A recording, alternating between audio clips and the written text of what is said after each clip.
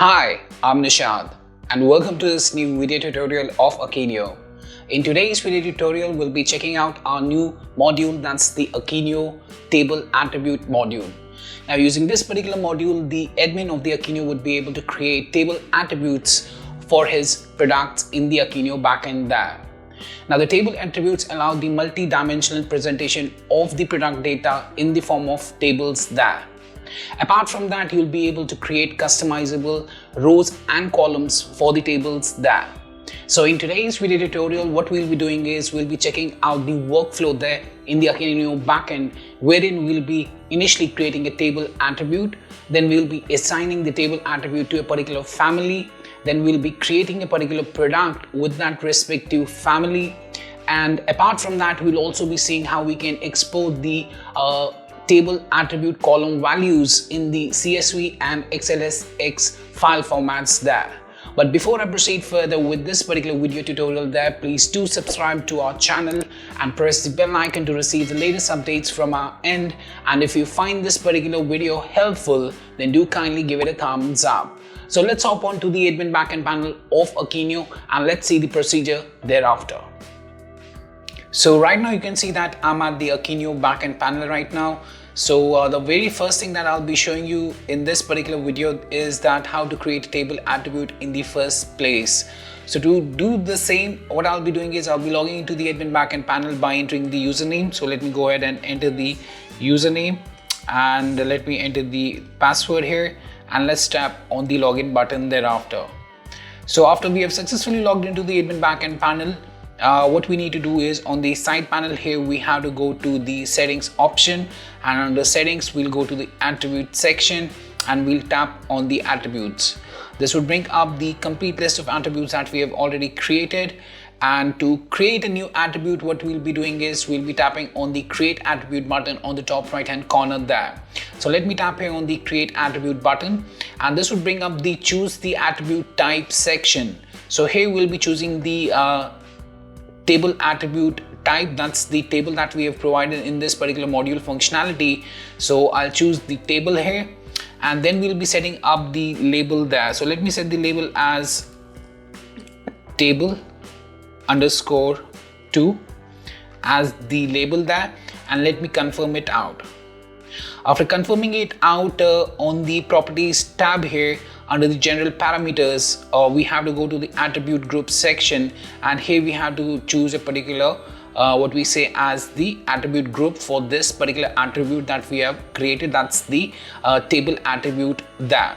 So I'll choose the e-commerce as the attribute group for this table attribute that we have created for the product there, and then I'll be tapping here on the save button on the top right hand corner there to save the particular attribute functionality there. So let's tap here on the save button.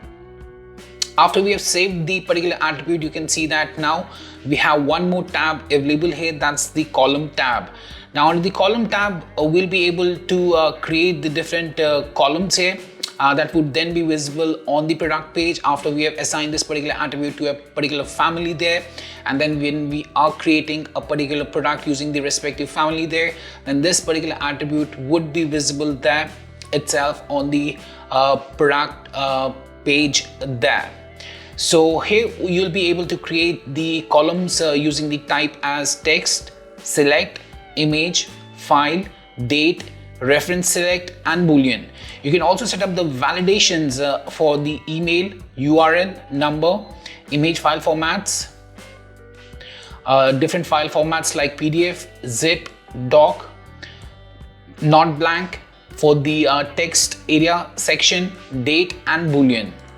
So let's get ahead and let's see how we can create the columns there. For the testing purposes or for this demonstration, what I'll be doing is I'll be creating the type as text, size, image, and file, and then we'll be seeing how these columns appear on the product page there.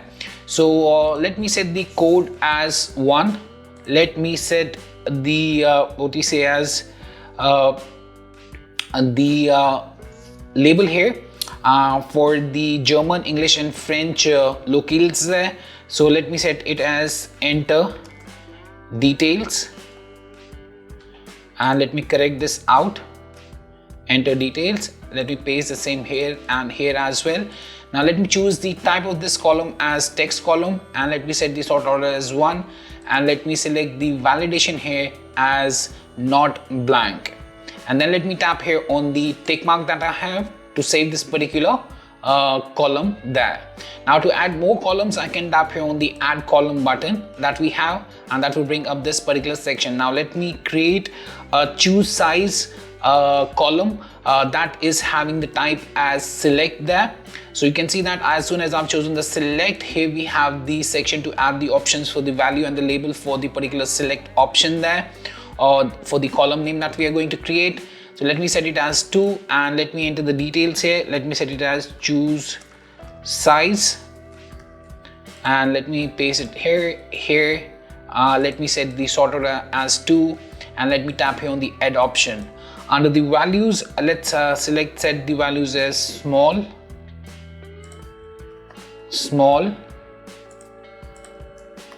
large,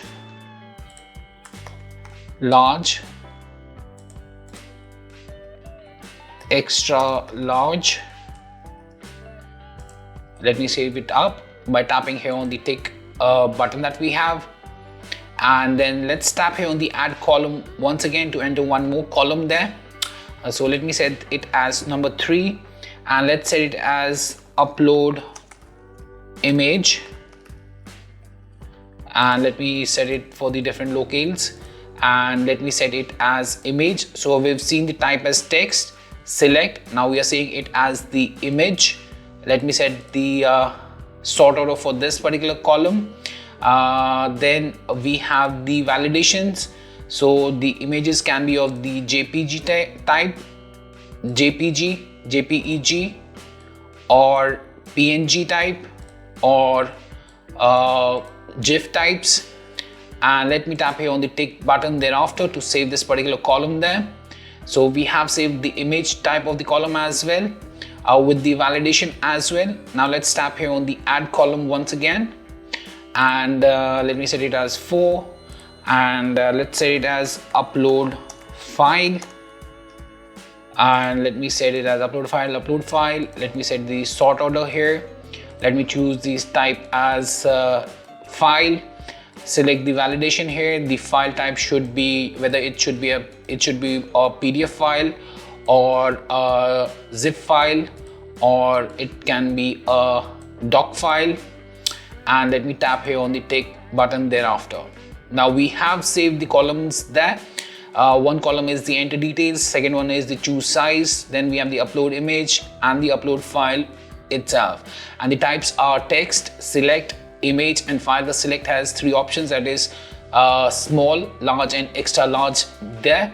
And let's save this particular table attribute there. So I've saved the attribute, and you can see that the attribute has been successfully updated there.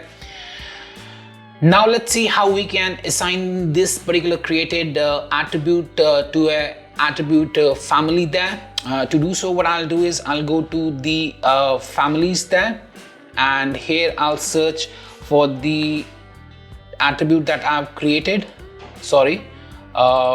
What I'll do is I'll be selecting a family here. Let me select a family as t-shirts, and under t-shirt family I'll go to the attribute tab here, and here we are having different sections, as you can see, with the different attributes. So right now what I'll do is I'll tap here on the add attribute option button that we have, and I'll search for my attribute that I had created. So here's the table tool for the e-commerce one that we had created. Let's tap here on the add. If I scroll down here, you can see the color table 2 is available. So I'll set it as main color, secondary color, size, clothing size, table underscore 2, and what I'll do is after we have selected these options here, I'll select the save button here. So we have assigned the table attribute to a particular family there. Now we'll be seeing how we can create a product using the respective family to which we have assigned the particular table attribute there. To do so, what I'll do is I'll be going to to the particular section, that's the product section. And here what I'll be doing is I'll be creating a product by tapping on the create button on the top right hand corner, and this would bring up the section to create a product or a product model. For this demonstration, let's go with the product. I'll set the SKU there, the family. I'll choose the particular family in which we had assigned the table attribute there. Let me choose it as t-shirts, and then I'll tap here on the save button. Now here I will set the name here, for example t-shirt. I'll set the description there for the product, and if I scroll down here you can see that the e-commerce section is visible here, under which we have the table 2, the table attribute table 2 with the name table 2 that we had created, and from here we can add the rows as per our requirement there. So if I tap here on the add row, you can see we have the enter details that we had created column, choose size column, upload image column, upload file column. Now here you can enter the details as per the requirement there, choose size and other details. You can select it as per your own requirement. If you want to upload an image, you can upload an image as well. Let me upload an image, for example. The image would be uploaded. The image is uploaded. If you want to upload a file, you can upload a file as well as per the requirement there. Right now I don't have a particular file that can be uploaded. Let me try this one, whether it can be uploaded or not.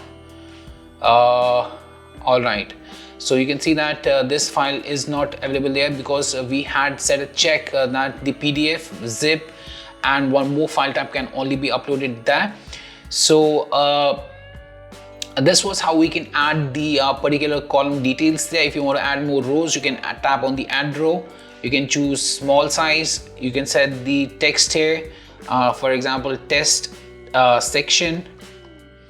You can upload the image, upload the file for the same, and then you can tap here on the save button to save the particular section itself, right?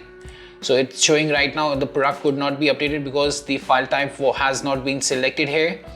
And here you can see that 4 supported only zip file, PDF file, doc file, type file extensions are only supported there. So I have not uploaded those, so that's why it is not saving right now. But after you have uploaded a particular allowed file type, you will be then able to save this particular attribute value here for the table attributes here as per your own requirement there itself. Now let me show you how we can or let me do one thing. Let me go ahead and let me delete this one, the file that we had uploaded, and let me now save the product. The product would now be saved, product successfully updated. Now let me show you how we can export the table column values as well in the CSV and XLS file formats. So for that we'll go to the export section, and here you have to create an export profile. So I've already created 2 export profiles, one for the export in CSV file, one in the export in the XLSX file format. Now to give you just about how to create the export profile, you just need to tap here on the create export profile. That will bring up this section under the job. But before going to the job, set the code label, and under the job scroll down to the particular section that says webcool table attribute, and for the column export in CSV you can create a separate job, and for the column export in XLS you can create a separate job by going through the steps one by one there, and then you can save those as per the requirement there. After you save the jobs, those profiles would be saved here as you can see. So now let's export the table column values in the CSV file format there. To do so, I'll just open this profile and I'll be executing the profile there by tapping on the export now button, and you can see that we are in the process tracker right now here, and the attribute column export has been read and written. And now let's download the generated files. I'll tap on the generated files. The CSV file has been downloaded. Now let's open this up, and here we'll file the particular details for the table 2. So here you can see the table underscore 2 data is visible there with the option values small, large, extra large. The type was select for this, and the other details as well, like the enter details, choose size, upload image, upload file, and the rest of the details have been exported in the CSV file format. Now similarly, you'll be able to export the what we say as the table column values in the XLSX file format as well. For that, you have to open the respective profile that you have created and you have to run that profile up. So if I go with the XLS file format, I can go ahead and I can tap here on the export now. We'll be taken to the process tracker, and here you can see that the file validation has been checked. Attribute column export has been done. Now we can download the generated files and we can see the particular exported file values here.